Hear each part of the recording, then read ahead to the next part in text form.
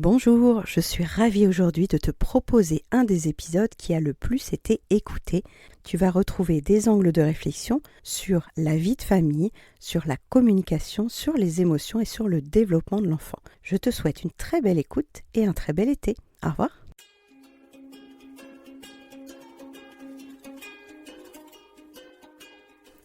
Bonjour, bienvenue sur Les Petits Plus Zen, le podcast pour faciliter et savourer sa vie en famille. Je m'appelle Séverine, je suis facilitatrice en parentalité après avoir été 22 ans professeure des écoles en maternelle REP+. Chaque semaine, je te propose ici des pistes et des thèmes approfondis sur la petite enfance, l'éducation et la communication pour que tu retrouves le plaisir des relations familiales sereines et épanouies. Une de mes missions est de t'aider à mieux comprendre et apaiser les émotions de chacun pour installer un équilibre entre tes besoins personnels et ceux de ta famille et enfin retrouver du temps pour toi. Je te partagerai aussi mon expérience en classe de maternelle, des découvertes apprises en formation et des outils inédits et actionnables facilement que j'ai créés au fil du temps à l'école et à la maison. Pour ne manquer aucun épisode, abonne-toi s'il te plaît sur ton application de podcast préférée et participe généreusement à la diffusion de mon travail en laissant un avis et une note de 5 étoiles. Pour plus de contenu, d'inspiration et de motivation, retrouve-moi aussi sur Instagram, Facebook et Clubhouse sous le nom Les Petits Plus Zen. Sur ce, je te souhaite une belle écoute.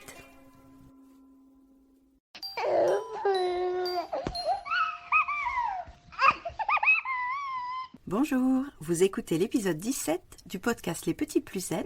Nous allons parler aujourd'hui de la séparation, qui est le premier objectif que nous nous posons dans le dispositif des moins de 3 ans, mais que beaucoup de collègues aussi se mettent dans une petite section classique, comme je vous l'ai présenté dans les épisodes 13, 14 et 15 du podcast.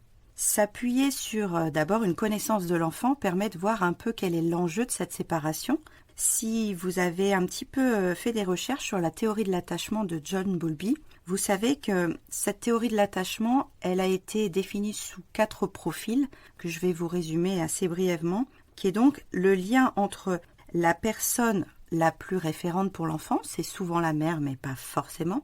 Donc ce lien d'attachement, il va être lié à une sensation que l'enfant est pris en compte, qu'il est en sécurité, qu'il va pouvoir explorer son environnement de façon apaisée, de façon autonome, en se disant que la figure d'attachement, donc la mère, qu'elle va pouvoir subvenir aux besoins de l'enfant. Donc dans cette relation sécurisante, la mère réagit directement aux besoins de l'enfant, elle se montre assez sensible, à l'écoute, elle a des réactions cohérentes et stables et elle soutient l'enfant dans son développement. Donc ça, c'est la relation qu'on va essayer de tendre vers. On va essayer d'avoir comme objectif cette relation sécurisante. Des fois, vous m'entendez parler de la notion de sécure, que l'enfant se sente sécure dans l'école. Donc c'est cette relation-là qu'on va essayer d'atteindre. Pour atteindre cette relation-là, je vais vous donner quelques activités qu'on fait en classe et je vais aussi vous donner quelques activités que vous pouvez faire à la maison et qui vont renforcer ce lien d'attachement sécure. Je vous parle un tout petit peu des 3 autres profils qui ont été mis en place.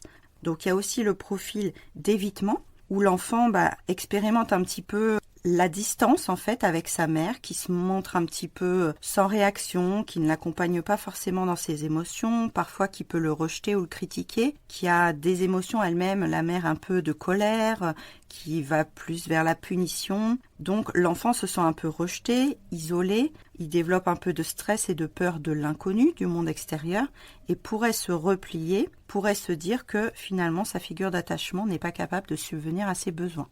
Donc cette relation d'évitement, elle est triste à constater pour le jeune enfant, surtout qu'elle risque de s'installer pour le reste de sa vie et qu'il reproduise avec son milieu professionnel, son milieu personnel, son milieu amical, cette relation d'évitement. 3e profil, une relation ambivalente entre la figure d'attachement et l'enfant. L'enfant éprouve du stress, ne se sent pas tout à fait en sécurité, il a un comportement plutôt agressif, plutôt antisocial, parce que sa mère en fait ne réagit pas de façon cohérente. Parfois elle est indifférente à ses besoins, parfois elle est sensible à ses besoins. Il y a une espèce de balancier qui s'installe entre la figure d'attachement et l'enfant et il se sent un peu abandonné émotionnellement, il contrôle du coup moins son impulsivité, il ne trouve pas ça très juste qui est des jours oui, des jours non et il ne peut pas en fait compter sur la figure d'attachement pour subvenir à ses besoins. Et le dernier type de la théorie de l'attachement, c'est une relation désorganisée.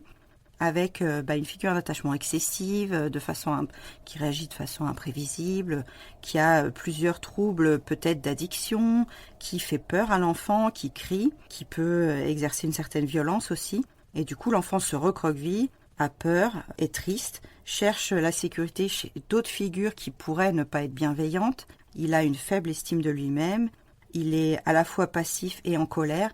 Donc on a des troubles du comportement intérieur et extérieur qui se manifestent parce qu'il est dans une confusion totale. Il ne sait pas quelle est la personne à qui il peut faire confiance, quelle est la personne qui va le rassurer et l'aider à grandir.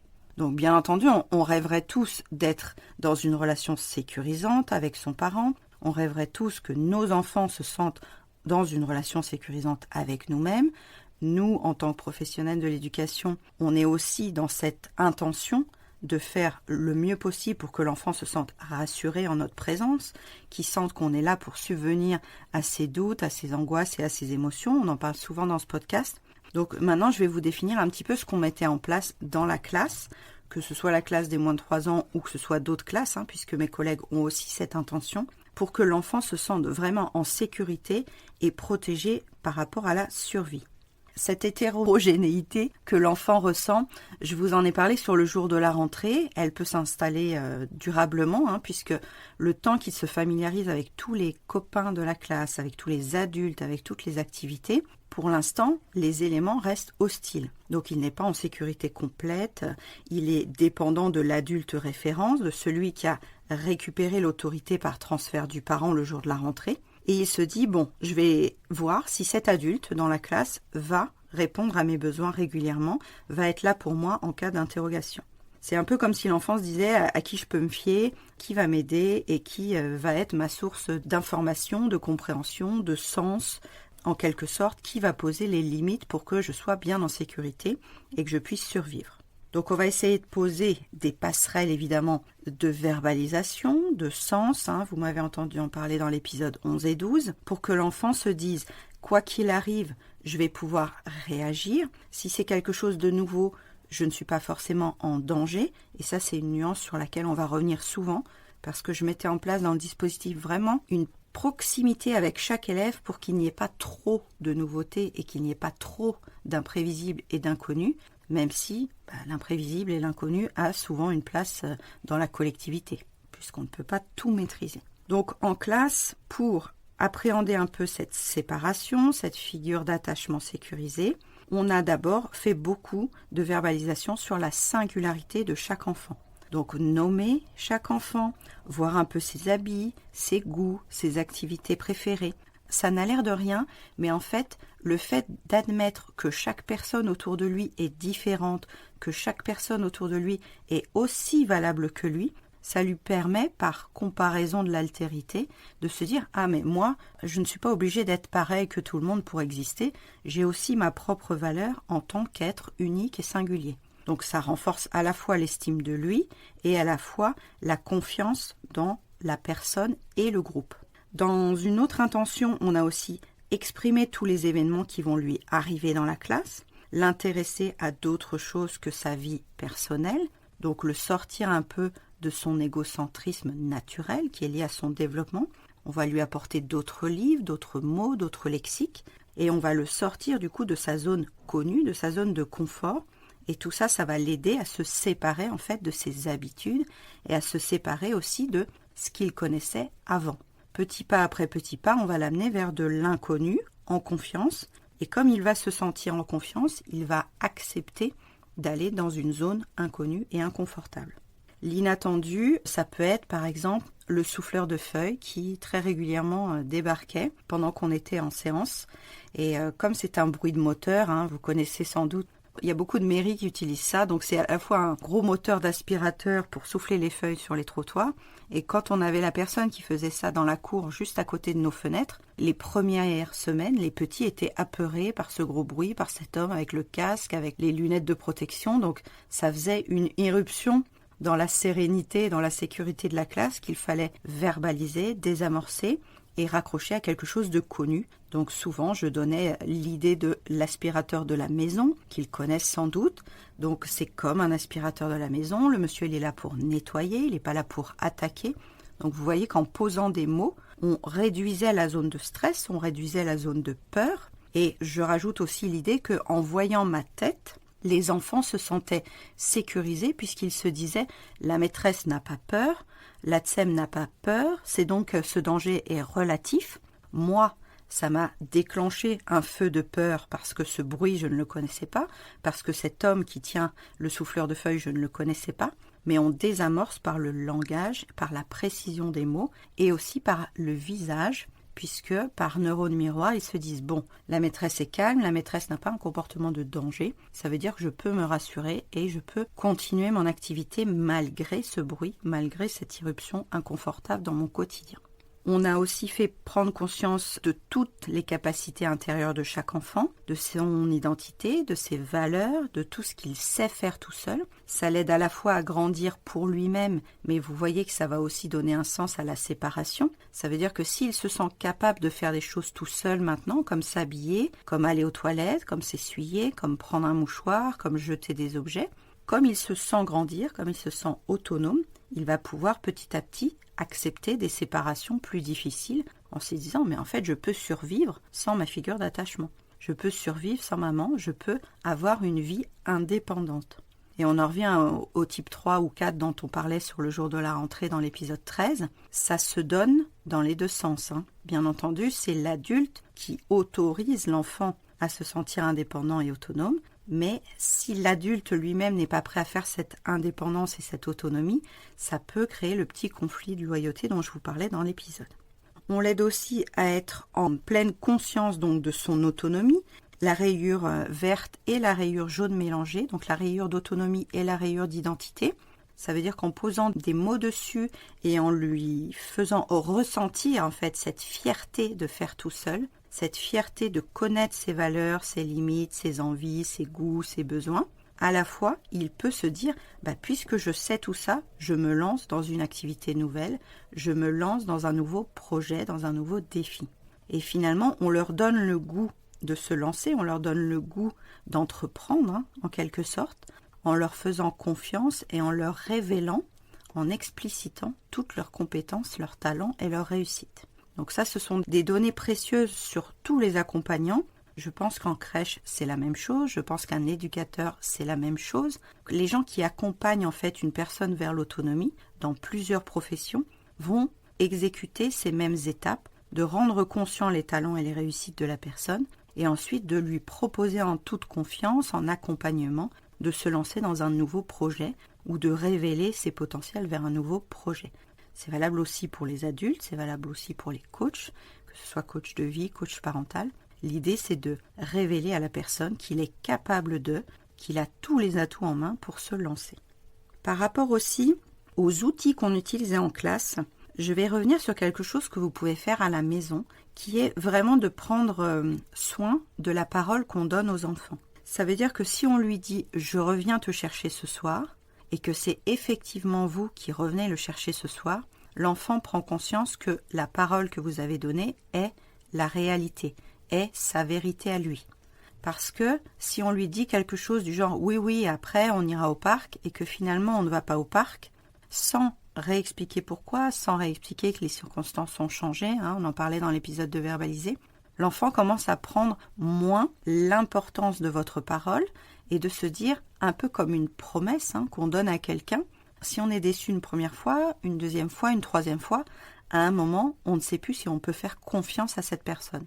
Donc l'importance que quand on donne un message, quand on pose un mot, on essaye au maximum qu'il se réalise ensuite et qu'il soit tenu. Comme outil vraiment très très très pratique, on utilise beaucoup aussi le coucou caché avec les tout petits, en collectivité aussi. Donc de prendre un foulard, de cacher un objet, de montrer à l'enfant que l'objet est encore là même si on ne le voit pas, de mettre un foulard sur la tête de l'enfant s'il est d'accord, en lui disant « Oh, mais t'es caché, je ne te vois plus, est-ce que tu es encore là ?» Et l'enfant, lui, il sait qu'il est encore là, mais il n'arrive pas à voir que quand on est caché, on existe encore. Et par ces petits jeux de coucou caché, de permanence de l'objet, de mettre un objet dans une boîte, d'ouvrir la boîte, de refermer la boîte, c'est répétitif, ça a une portée très symbolique pour l'enfant qui comprend que même un objet qui n'est plus devant son visuel, devant ses capteurs sensoriels, existe en dehors de ses capteurs, de ses 5 sens. Donc ça, c'est une portée vraiment très importante que vous pouvez faire à la maison très vite, à partir de 1 an. Faire des petits coucous cachés avec les mains, avec un foulard, avec un objet, avec vous-même. Hein. Vous cachez derrière la porte et l'enfant vient vous trouver. C'est la base du cache-cache et ça a une répercussion sur l'attachement et sur la séparation, la gestion de la séparation pour un jeune enfant. On a aussi beaucoup de livres qui parlent de retrouvailles. Nous, on utilisait le livre Petit poisson blanc, beaucoup dans la classe. Donc c'est un petit poisson blanc qui est une figure facile à s'identifier pour les enfants qui, au début du livre, a perdu sa maman. Donc l'angoisse du petit poisson blanc, les enfants s'identifient tout de suite puisqu'ils ont dû laisser partir maman de la classe. Et ce petit poisson blanc va rencontrer d'autres animaux de la mer de différentes couleurs, vont voir que ces animaux ont l'air intéressants, ne sont pas dangereux, donc on en revient à cette notion de l'altérité. Et à la fin du livre, bien entendu, il retrouve sa maman, ouf, tout finit bien, les mamans reviennent toujours à la fin de la journée, ou les papas reviennent toujours à la fin de la journée. Donc c'est un support qui était vraiment très très précieux pour certains enfants. J'ai des enfants qui promenaient le livre dans la classe comme un talisman en se disant « Oui, c'est comme dans le livre, maman va revenir, c'est comme dans le livre, à la fin ça finit bien ». Vous voyez à quel point ça peut être porteur pour un enfant de se dire « Est-ce que je suis bien sûr que mon parent va revenir me chercher ? Est-ce que je ne suis pas abandonnée dans cette classe ?» Donc beaucoup de livres parlent de la séparation. Essayez de voir s'il est adapté à l'âge et à la compréhension au lexique de votre enfant. Mais ce livre-là était vraiment un support. On l'utilisait pendant 3 semaines.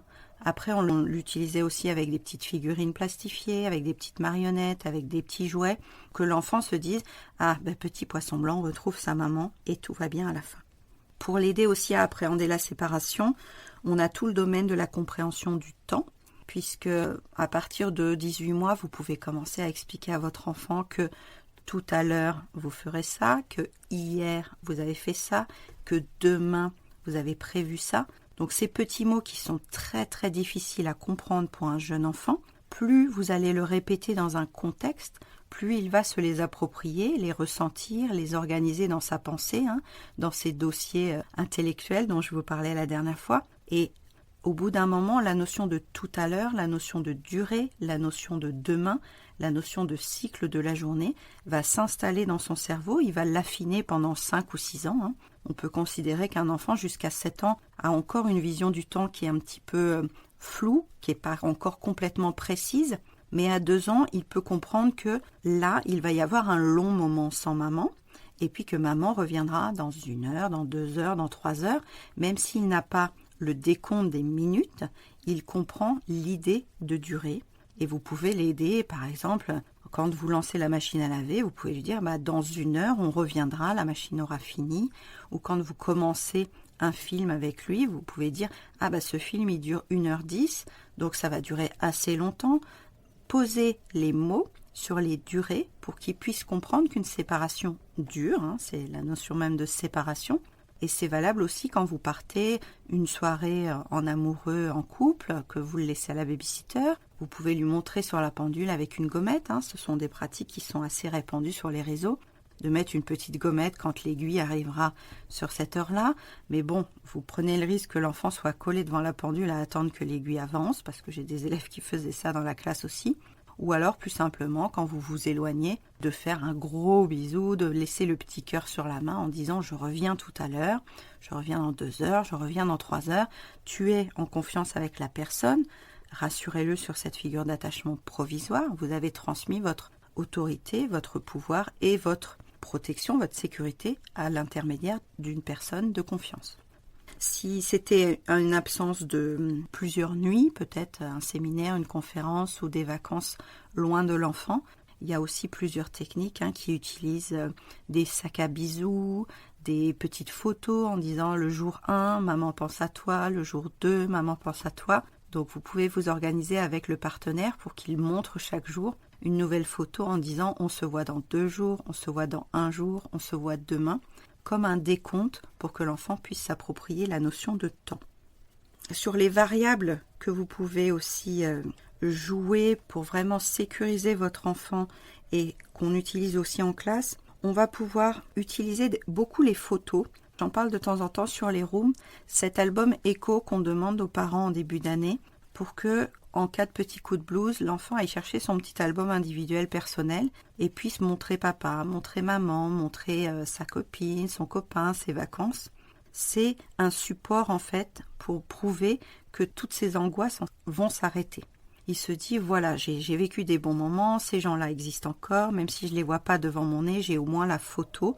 Et on en revient à cette notion que l'absence est réelle, physique, mais dans mon cœur, dans ma tête, les gens continuent à exister et c'est un moment passager. Je suis séparée des personnes que j'aime de façon passagère. Ensuite, il y a les objets transitionnels que vous connaissez, tétine, doudou. Donc c'est des objets qui servent à la même chose, à être le support en fait du parent et de la figure d'attachement. À travers l'odeur du doudou, il retrouve la maison. À travers le foulard de maman, il sent qu'il y a une partie de maman qui est là. C'est des conseils que vous entendez aussi pour l'aider au sommeil, pour l'aider à s'apaiser en pleine nuit. Donc c'est une continuité qu'on crée pour apaiser la séparation. Ce sont des substituts. À un moment donné, il va grandir et il n'aura plus besoin de l'objet transitionnel, il n'aura plus besoin de la tétine ou du foulard de maman.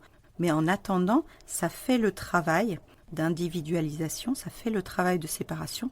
C'est nécessaire pour lui d'avoir ce petit objet près de lui pour matérialiser que la personne n'est pas morte, n'est pas disparue, existe encore en dehors de lui. On a des enfants qui utilisent vraiment ça comme un talisman toute la journée, qui restent collés à doudou, ne pouvant même pas le poser quelques secondes et ne supportant pas non plus qu'un autre enfant le touche. Un enfant qui toucherait ce doudou-là, c'est comme si on retirait une puissance à la maman, à la séparation, comme si on créait un manque et une insécurité directement. Donc par le langage, vous pouvez bien sûr réexpliquer que ce doudou, il est là, il pense à lui, la tétine, ça peut l'aider à s'apaiser pour la sieste, ça peut l'aider à penser à maman, à penser à papa, à penser à son petit chat, s'il aime beaucoup son petit chat. Donc en posant des mots, une nouvelle fois, il va pouvoir construire des références qui l'aident à appréhender l'absence de la personne, l'absence de l'objet. On utilise ces outils extérieurs, mais c'est en parallèle de la compréhension mentale du phénomène d'absence. Et puis, on va aussi beaucoup travailler avec le parent pour que les messages qu'on envoie en fait aux enfants en partant soient vraiment stables, cohérents et sécurisés.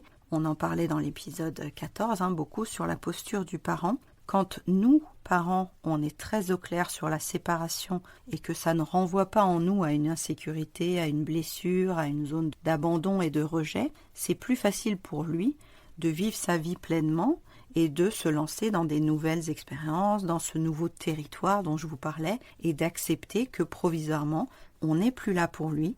Provisoirement, il est confié à une personne qui a la nouvelle autorité, que ce soit la maîtresse ou la référente de crèche ou la TSEM, et c'est par notre confiance intérieure, par notre rayonnement à nous de parents, qu'on va l'autoriser à vivre sa propre vie en dehors de nous. Donc le chemin se fait par un triangle, comme bien souvent je vous explique ça. Il y a le développement de l'enfant qui est en train de mûrir, qui est en train de maturer à son rythme. C'est difficile une séparation pour un jeune enfant. Il y a une autre pointe du triangle qui est la nouvelle autorité, donc l'enseignant ou la crèche ou le centre de loisirs ou la colonie de vacances. Ces moments où ils sont séparés de leur figure d'attachement permanente et où la figure d'attachement devient une chose à construire, une nouvelle personne référente à appréhender, à apprivoiser. Ça, c'est la deuxième pointe du triangle. Eux aussi ont cette part à faire de créer la confiance avec l'enfant, d'installer une horizontalité, d'installer du temps de qualité. Bien sûr, le téquil a toute sa place pour adoucir la période de séparation, puisqu'on va se mettre au plus près du besoin de l'enfant de sécurité, de sa rayure rouge, et à la fois on va créer pour nous une nouvelle relation, donc nous ça va surtout faire briller notre rayure orange. Et puis la dernière pointe du triangle, c'est le parent, donc la figure d'attachement principale qui accepte de déléguer, de transmettre son autorité à la nouvelle personne, et en ça, c'est aussi une part du travail. Si les trois travaillent de concert, si les trois ont la même intention conjointe de créer une séparation sereine, de créer un lien d'attachement à trois, mais qui sera différent. Et je vais quand même mettre les pieds dans le plat aussi, parce que vous commencez à me connaître. Il y a parfois cette notion de jalousie. entre le parent et l'accompagnant ou l'encadrant, où la maman craint que l'enfant préfère cette personne-là. Donc si ça révèle en vous, si ça réveille une blessure intérieure, l'enfant peut la sentir parce qu'ils ont une intuition très forte, ils ont une intuition très fine, des petits conflits de loyauté qui s'installent comme ça. Donc faites vraiment la clarté en tant que parent sur êtes-vous au clair sur la séparation vous-même pour pouvoir lui donner les clés entières à lui, et faites aussi le plus confiance possible à l'autorité nouvelle, à l'institution nouvelle auquel vous avez confié votre petit, pour que les 3 pôles du triangle, pour que les 3 sommets du triangle travaillent en bonne intelligence et que la séparation soit pas réglée, mais soit bien avancée au bout d'un mois. Au bout d'un mois, l'enfant normalement est tout à fait capable de comprendre que non, il n'est pas abandonné par son parent, que non, il n'est pas en danger dans cette nouvelle structure et que lui-même a beaucoup de ressources pour appréhender ce nouveau continent et pour explorer son potentiel. Voilà, plein de pistes pour réfléchir à la séparation. Et bien entendu, je vous renvoie aux 4 profils de la théorie de l'attachement de Bowlby si vous voulez en savoir plus. Et si vous voulez aller plus loin avec moi pour travailler cette notion de confiance entre le parent, l'enfant et l'institution, vous pouvez bien sûr me rajouter sur les réseaux. Je vous souhaite un très bon temps en famille, un très bon temps de verbalisation et d'explicitation avec vos petits, surtout s'ils sont concernés par toute cette question de séparation. Prenez bien soin de vous et je vous dis à très bientôt. Je vous souhaite en tout cas un très bel été si vous écoutez ça à la sortie de l'épisode. Rajoutez-moi sur les réseaux pour échanger avec moi, pour bénéficier peut-être des offres qui pourraient vous aider dans votre parentalité. Vous pouvez vous abonner au podcast et envoyer un petit message aussi sur Apple Podcast pour voir en quoi ces épisodes vous aident, en quoi ce podcast vous aide. Moi, j'ai envie de vous accompagner sur tous ces thèmes-là. Choisissez vraiment l'offre qui vous convient pour retrouver un peu de sérénité pour vous, pour votre cheminée à vous et puis pour la vie de famille avec votre partenaire de vie, avec vos enfants. Je vous souhaite beaucoup de douceur et de paix autour de vos flammes agréables et je vous souhaite une très bonne semaine. Au revoir.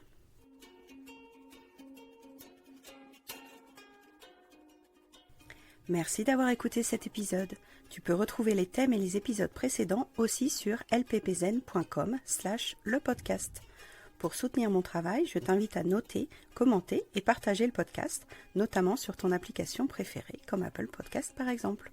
Ton soutien est important pour moi pour permettre à d'autres parents de retrouver la sérénité en famille.